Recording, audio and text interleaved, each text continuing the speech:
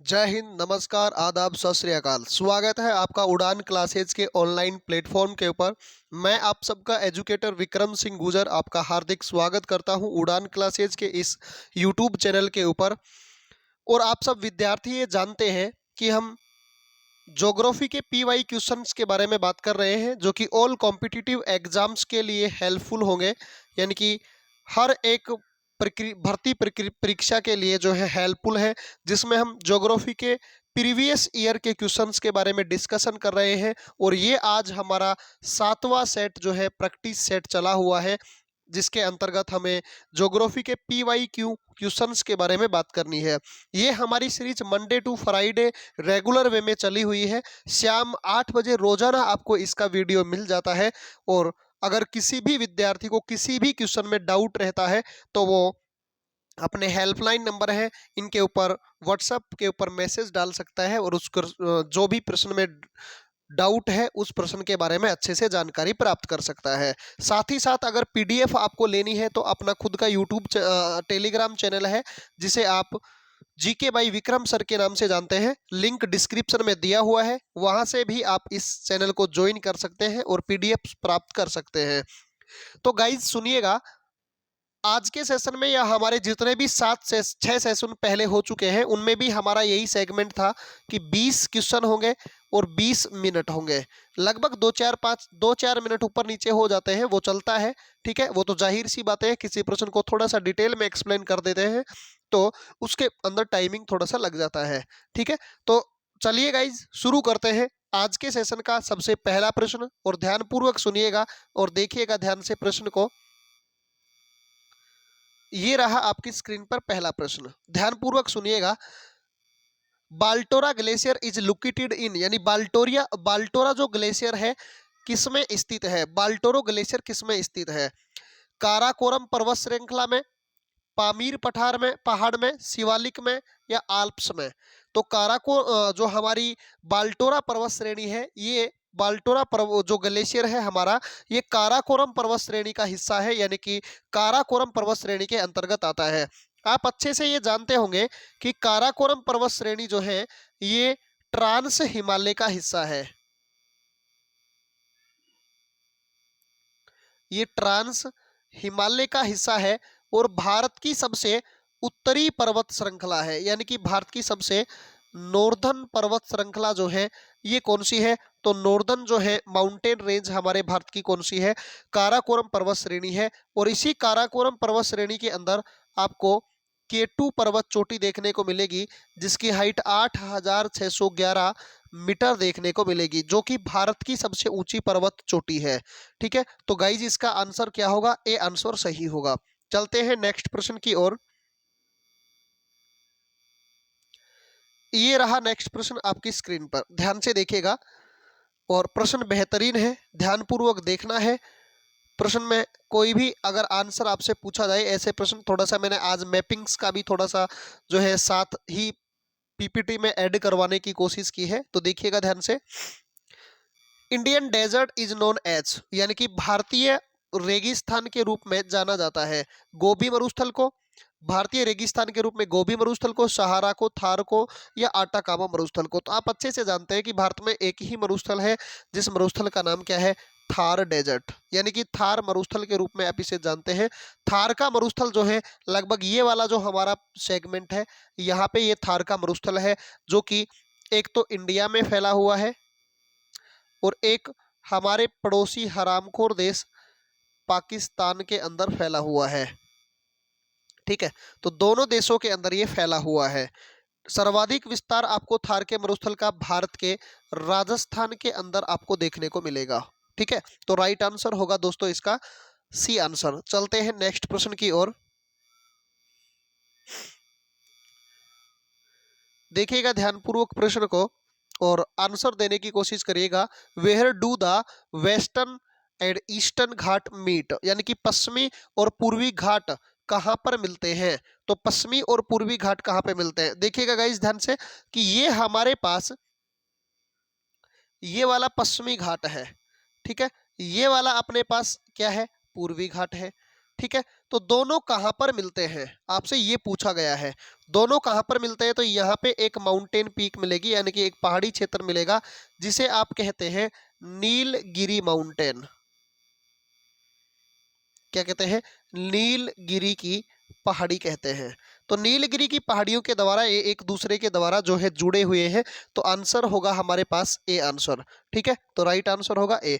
नीलगिरी की पहाड़ियां जो है, इसकी सबसे हाईएस्ट जो पीक है, इसकी जो हाईएस्ट पीक जो है उसका नाम है डोडो बेटा। क्या नाम है, डोडो बेटा पर्वत चोटी है, जिसकी ऊंचाई जो है 2637 मीटर आपको देखने को मिलेगी। कितनी देखने को मिलेगी, 2637 की ऊंचाई देखने को मिलेगी। राइट आंसर होगा ए। चलिएगा नेक्स्ट प्रश्न की ओर,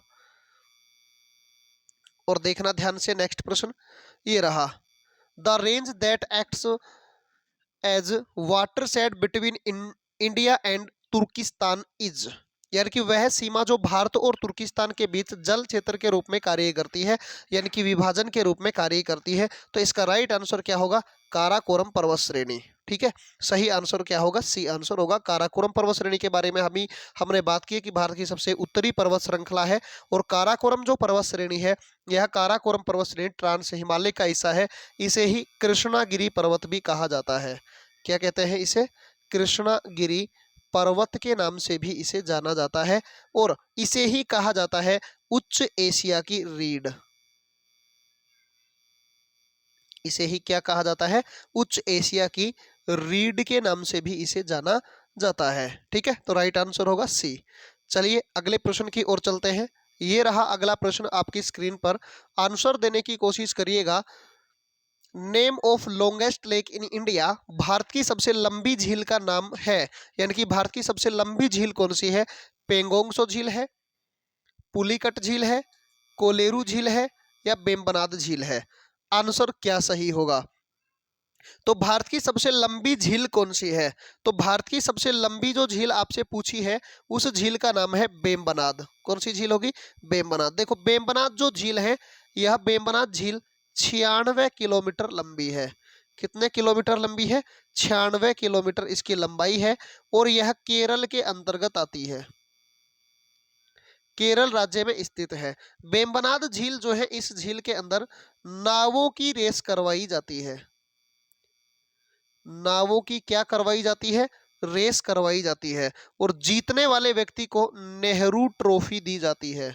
क्या दी जाती है, नेहरू ट्रॉफी जो है ये उपहार स्वरूप इसको दी जाती है। ठीक है, अब उसके बाद में आज का प्रश्न जो मैं आपसे पूछना चाह रहा हूं, कृपया कमेंट बॉक्स में ऐसे प्रश्न का आंसर आप दिया करो प्यारे विद्यार्थियों। प्रश्न है आज का कि जो अपनी पेंगोंगसो जो झील है, ये किस किस बीच के देश के बीच में विवाद है, इसके बारे में, यानी कि कौन कौन से देश के बीच में जो है पेंगोंगसो झील का जो है विवाद है, कौन कौन सी कंट्री के बीच में है। आपसे ये क्वेश्चन आज मैंने पूछा है। कमेंट बॉक्स में आंसर जो है ये देकर सभी विद्यार्थी बताएंगे। कल मैं इस प्रश्न का आंसर आपको बताऊंगा। ठीक है, आज जो मैंने कल की क्लास में प्रश्न आपसे पूछा था, वो प्रश्न ये पूछा था कि रावी किस नदी की सहायक नदी है। तो रावी नदी जो है यह बात करें तो सिंधु नदी तंत्र की एक नदी है, जो कि चिनाब नदी में जाकर के पाकिस्तान के सराय सिंध में मिलती है। ठीक है, तो गाइज इस प्रश्न का बारे में मैंने डिटेल से आपको बता दिया है, जो कल हमने प्रश्न पूछा था। आज का प्रश्न यह है कि पेंगोंगसो झील किस किस जो है देश के बीच में विवादित है, तो आपको आंसर बताना होगा। चलिए अगले प्रश्न की ओर चलते हैं। ये रहा अगला प्रश्न आपकी स्क्रीन पर, ध्यानपूर्वक देखना। Which state has the longest coastal line, यानी कि भारत का किस राज्य की सबसे लंबी तट रेखा है। तो भारत की, देखो ये हमारे प्यारे भारत की तट रेखा वाला जो भाग है, ये वाला हो गया। ठीक है, आप अच्छे से ये जानते हैं कि ये हमारा भारत है और ये इसकी कोस्टल लाइन है, जिसके अंतर्गत आप अच्छे से ये भी जानते होंगे कि भारत के 9 राज्य तटीय रेखा पर स्थित है। कितने राज्य, 9 राज्य तटीय सीमा बनाते हैं, जिसमें एक गुजरात हो गया, एक महाराष्ट्र हो गया, एक गोवा हो गया, एक कर्नाटक हो गया, एक केरल हो गया, एक तमिलनाडु हो गया, एक आंध्र प्रदेश हो गया, एक उड़ीसा हो गया, और एक वेस्ट बंगाल हो गया। जिसमें सबसे लंबी तटरेखा आपसे पूछ ले तो सबसे लंबी तटरेखा पूछ ले तो भाई साहब कौन सा बनाता है? सबसे लंबी गुजरात बनाता है 1214 किलोमीटर की। कितने किलोमीटर की बनाता है? 1214 किलोमीटर की। और सबसे छोटी पूछ ले तो सबसे छोटी जो है गोवा बनाता है 101 किलोमीटर की। कितने किलोमीटर की? 101 किलोमीटर की। तो गुजरात इसका राइट आंसर होगा। ठीक है, चलते हैं नेक्स्ट प्रश्न की ओर। ध्यान से देखना भाई साहब, प्रश्न बेहतरीन है, पेपर में आया हुआ प्रश्न है। ठीक है, प्रश्न है आपके स्क्रीन पर, which of the following proceed is responsible for providing the sand dunes in western Rajasthan, यानी कि पश्चिमी राजस्थान में रेत के टीलों के निर्माण के लिए निम्नलिखित में से कौन सी कार्रवाई जिम्मेदार है? विंड इरोजन यानी कि हवा का कटाव, इरोजन ऑफ वाटर वर्षा से कटाव, विंड डिपोजिशन यानी कि हवा का बहाव या हवा के कारण, या मैकेनिकल जो है या यांत्रिक जो अपक्षय होता है, वेदरिंग जो होती है, ये तो कौन सा सही आंसर होगा? सही आंसर इसका क्या होगा? तो विंड डिपोजिशन होगा, यानी मिट्टी जो है ये पवन के द्वारा ला ला करके जो है जमा की जाती है, उसके लिए ये जिम्मेदार होगा। तो इसका सी आंसर सही होगा। फिर चलते हैं नेक्स्ट क्वेश्चन की ओर। तो नेक्स्ट क्वेश्चन की ओर चलते हैं, देखिएगा नेक्स्ट प्रश्न ये रहा आपकी स्क्रीन पर। देखो, Nallamala hill are located in the state of, या नल्ला माला जो पहाड़ियां हैं किस राज्य में स्थित हैं? तो नल्ला मल्ला की पहाड़ियां जो है ये पूर्वी घाट का हिस्सा है। कौन से घाट का? पूर्वी घाट का हिस्से है। और पूर्वी घाट का जो हिस्सा है तो सीधी सी बात है कि गुजरात में तो ये नहीं हो सकती, आंध्र प्रदेश मेघालय में पूर्वी घाट है ही नहीं, और उड़ीसा और आंध्र प्रदेश बचा। तो उड़ीसा के अंदर है नहीं तो किस में होगी? आंध्र प्रदेश के अंदर। इसका राइट आंसर होगा सी। चलते हैं नेक्स्ट प्रश्न की ओर। Duncan passage is located between, या डंकन पास किसके बीच में स्थित है? देखो, डंकन पास से संबंधित प्रश्न पूछा गया, ये अंडमान निकोबार से संबंधित है। तो अंडमान निकोबार में जो दक्षिणी अंडमान और छोटा यानी कि लघु अंडमान है, उन दोनों के बीच में ये डंकन पास स्थित है, उन दोनों को अलग करने का कार्य करता है। राइट आंसर क्या होगा? तो हमारे पास ए आंसर होगा। ठीक है, चलते हैं नेक्स्ट प्रश्न की ओर। देखो, the place Sabarimala is situated on the in which of the following state, यानी कि सबरीमाला नामक स्थान निम्नलिखित में से किस राज्य में स्थित है? तो सबरीमाला नामक स्थान जो है ये केरल के अंदर स्थित है। केरल राज्य के अंदर है सबरीमाला का मंदिर। ठीक है, तो इसका केरल जो है आंसर सी आंसर जो होगा सटीक होगा। फिर चलते हैं नेक्स्ट प्रश्न की तरफ। तो गाइस देखिए, इस सेशन में या इस उड़ान क्लासेज के यूट्यूब चैनल के ऊपर नो बकवास, नो फालतू के कमेंट्स, नो फालतू की बातें यहाँ पे की जाती है, यानी कि बिल्कुल भी फालतू बात यहाँ पे नहीं की जाती है, सीधा कंटेंट के ऊपर फोकस किया जाता है। तो कृपया गाइज एक बार वीडियो को लाइक करें ज़्यादा से ज़्यादा, और ज़्यादा से ज़्यादा अपने साथियों में इसको शेयर करने की कोशिश करें। और साथ ही साथ अगर किसी ने चैनल को सब्सक्राइब नहीं किया है तो जल्दी से जल्दी चैनल को सब्सक्राइब कर लें और बेल आइकन के बटन को भी प्रेस कर लें। ठीक है, आज का प्रश्न आप देखना, अगला प्रश्न जो हमारे पास है, कम हिमालय, कम की मतलब यानी कि यहाँ पे आपको देखने को मिलेगा लेजर हिमालय। क्या देखने को मिलेगा? यहाँ पे आपको लेजर हिमालय या उप हिमालय के बीच में स्थित अनुदैर्घ्य घाटी को डंस के रूप में जाना जाता है। ये डंस के रूप में जाना जाता है, ये कौन सी हो गई? कौन से हिमालय के बीच में जो है पाई जाने वाली घाटी को जो है डंस के नाम से या दून के नाम से जाना जाता है? ठीक है, दून या दवार, दो घाटियां आपने सुनी होंगी। तो वो हिमालय में मध्य हिमालय और शिवालिक हिमालय के बीच में पाई जाने वाली घाटियों को द्वार के नाम से या दून के नाम से जानते हैं। यहाँ पे डंस लिखा हुआ है तो ये दून पूछा है, तो ये शिवालिक और मध्य हिमालय के बीच में पाई जाती है। चलिए नेक्स्ट प्रश्न की ओर। The Patkai hills belongs to which mountain range, यानी पटकाई पहाड़ियां किस पर्वत श्रृंखला से संबंधित है? तो पटकाई पहाड़ियां कौन सी पर्वत श्रृंखला से संबंधित है? तो पटकाई की पहाड़ियां जो है ये अरुणाचल प्रदेश राज्य के अंतर्गत आती है। अरुणाचल प्रदेश राज्य में स्थित है पटकाई बूम की पहाड़ियां और यह पूर्वांचल हिमालय का हिस्सा है। पूर्वांचल या पूर्वोत्तर हिमालय या उत्तर पूर्वी हिमालय का हिस्सा है, तो पूर्वांचल इसका सही आंसर होगा। अगर पूर्वांचल नहीं ऑप्शन में होता तो हिमालय सही आंसर होता। ठीक है, चलते हैं अगले प्रश्न की ओर। देखिएगा अगला प्रश्न ये रहा, the northern plains of India is formed is of, Bharat का उत्तरी मैदान खालिस्तान से बना है।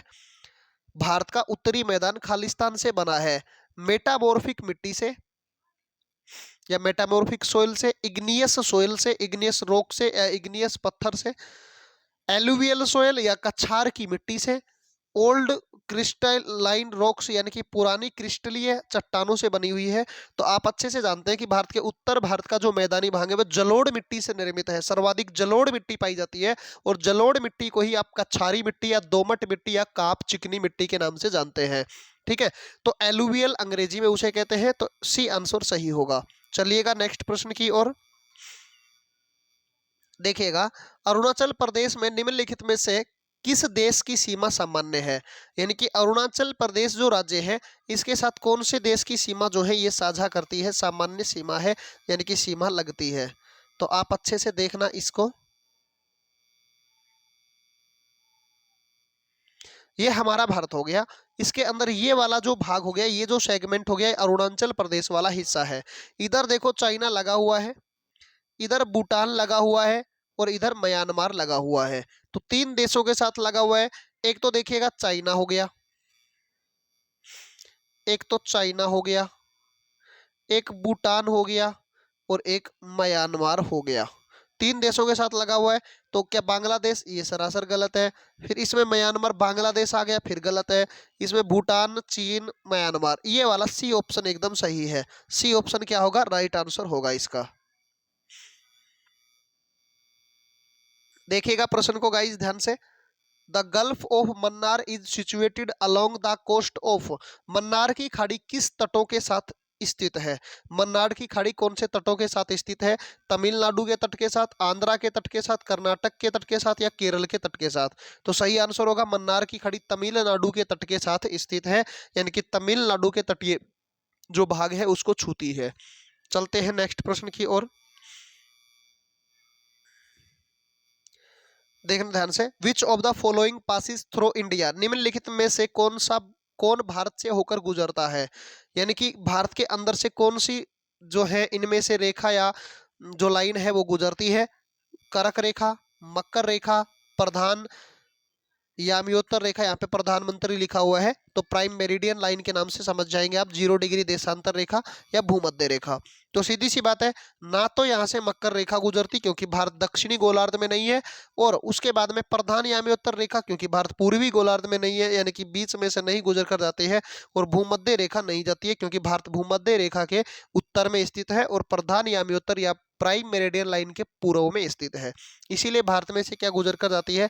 करक रेखा जो है गुजरती है, और करक रेखा भारत के 8 राज्यों में से, यानी कि 8 जो हमारे राज्य जो स्टेट है, 8 स्टेटों में से गुजर कर जाती है। जिसमें हमारे पास कौन कौन से हैं 8 स्टेट? 8 स्टेटों में एक अपने पास है गुजरात, राजस्थान, मध्य प्रदेश, छत्तीसगढ़, झारखंड,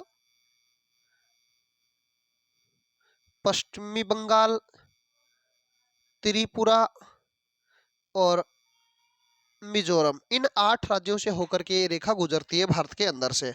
चलते हैं नेक्स्ट प्रश्न की ओर।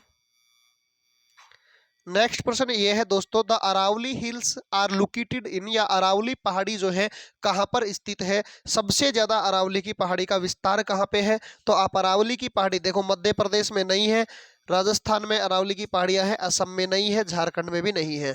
तो इसका राजस्थान राइट आंसर होगा, यानी कि राजस्थान में जो है अरावली की पहाड़ियां हैं, और अरावली की पहाड़ियों की सबसे ऊंची चोटी गुरु शिखर, तो गुरु शिखर जो पहाड़ी है ये राजस्थान के सिरोही जिले में है। 1722 मीटर इसकी हाइट है, जो कि अरावली की पहाड़ियों की सर्वोच्च पर्वत चोटी है। राइट आंसर होगा इसका बी। चलते हैं नेक्स्ट प्रश्न की ओर।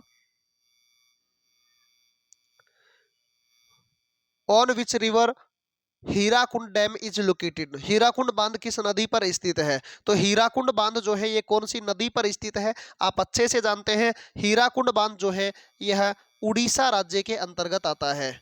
कौन से राज्य में? उड़ीसा राज्य में है और यह 26 किलोमीटर लंबा है। कितने किलोमीटर लंबा है? 26 किलोमीटर, जो कि महानदी के ऊपर स्थित है, उड़ीसा के संबलपुर जिले के अंतर्गत आता है। ठीक है, चलते हैं नेक्स्ट प्रश्न की ओर। देखिएगा ध्यान से, on which one of the following rivers is located Indo पाक बगलीहार प्रोजेक्ट, यानी कि भारत पाकिस्तान बगलीहार परियोजना निम्नलिखित में से किस नदी पर स्थित है? बहुत ही शानदार और बहुत बार पूछा हुआ प्रश्न, वेरी वेरी इंपॉर्टेंट प्रश्न। सतलुज नदी, झेलम नदी, व्यास नदी और चिनाब नदी। ध्यानपूर्वक सुनिएगा दोस्तों। देखो, सतलुज नदी के ऊपर तो आपको देखने को मिलेगी नाथपा झाकरी, नाथपा झाकरी परियोजना इसके ऊपर देखने को मिलेगी। वह भाखड़ा नांगल परियोजना इस पर देखने को मिलेगी। झेलम नदी के ऊपर आपको तुलबुल परियोजना, कौन सी? तुलबुल जो परियोजना है ये देखने को मिलेगी और किशन गंगा परियोजना देखने को मिलेगी। ठीक है, साथ में व्यास नदी पर पोंग परियोजना, पोंग बांध परियोजना देखने को मिलेगी। और चिनाब नदी के ऊपर आपको 3 परियोजनाएं जो है क्रम से देखने को मिलेंगी, जिसमें एक है सलाल, एक आपको देखने को मिलेगी दुलहस्ती और एक आपको देखने को मिलेगी बगलीहार। ये परियोजनाएं आपको देखने को मिलेंगी। तो किस नदी के ऊपर है? चिनाब नदी के ऊपर। चिनाब इसका सी आंसर एकदम सटीक होगा। चलिए नेक्स्ट प्रश्न की ओर। और ये रहा आज का सबसे बेहतरीन आपके लिए लास्ट प्रश्न। देखिएगा ध्यान से, ब्रह्मपुत्र, इरावदी और मेकांग नदी तिब्बत में उत्पन्न होती है और इसे ऊपरी ऊपरी हिस्से में संकीर्ण और समांतर पर्वत श्रृंखलाओं के मध्य में प्रवाहित होती है। इन नदियों में से ब्रह्मपुत्र भारत में प्रवाहित होने के लिए यू मोड बनाती है। यह यू मोड के कारण, इस यू मोड के कारण क्या है? यह एक पर्वत, एक श्रृंखला को जोड़कर हिमालय का उत्थान है। भूवैज्ञानिक रूप से युवा हिमालय में सिंटेक्सियल झुकने हैं। तृतीय तह में जियोटेक्निक गड़बड़ी पहाड़ की जंजीर है। यानी कि इसमें क्या हो रहा है, जब ये ब्रह्मपुत्र नदी भारत में एंट्री करती है, देखना ध्यान से, ये हमारा प्यारा सा भारत हो गया ऐसे,